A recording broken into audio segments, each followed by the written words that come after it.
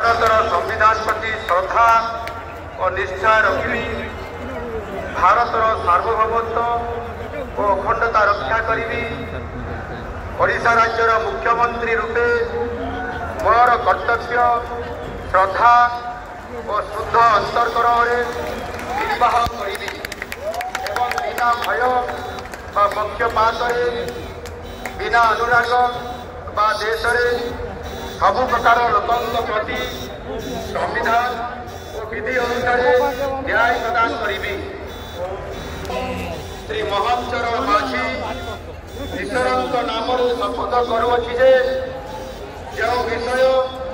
रूपे मोर विचार को अणाजिब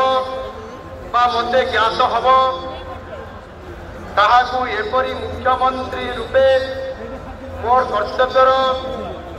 समुचित निर्वाह निमित्त जेपरी आवश्यक हम तद्भिन्न प्रत्यक्ष